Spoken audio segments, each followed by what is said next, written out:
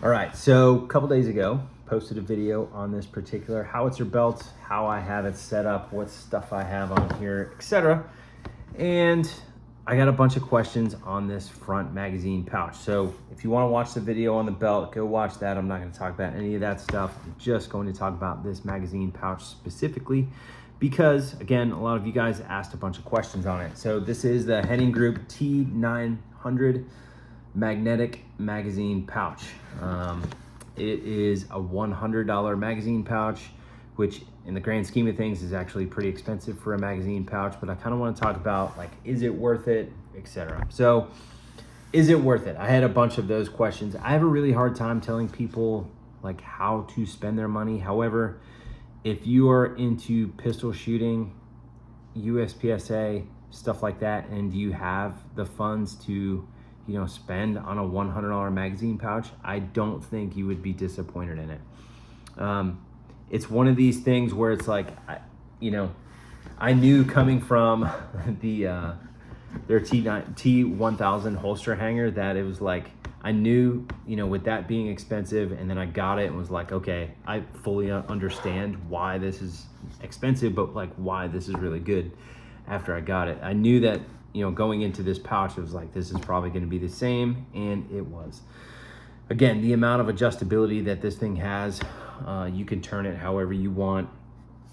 Also, with there not being any sort of like kydex or anything in the way, it makes reloads really easy because you will basically get your entire hand exactly how you would want to index the magazine onto the magazine. I dig that quite a bit. Now, my experience with it, a lot of people ask like, hey, does the magazine fall off? Now, it can if you bump something with it, right? And this is kind of why I only have one on here.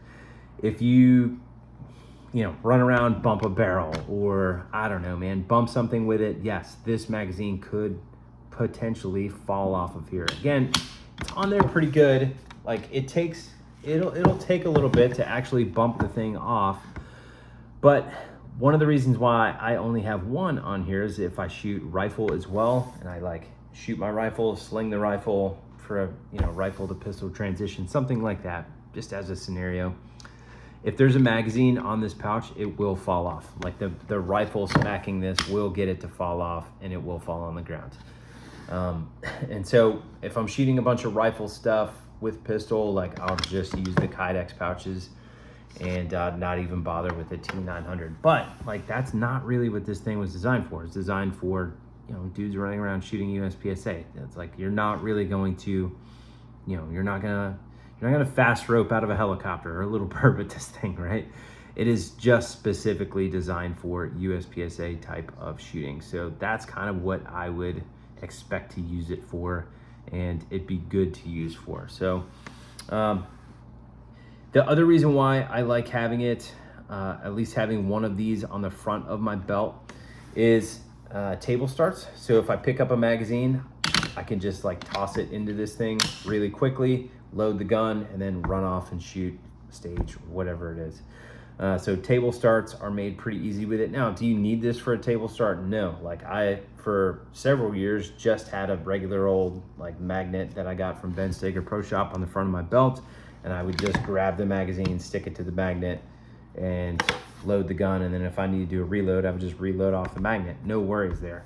But reloading off a magnet and reloading off of this thing are completely different. So I like this way more for that specific reason as well.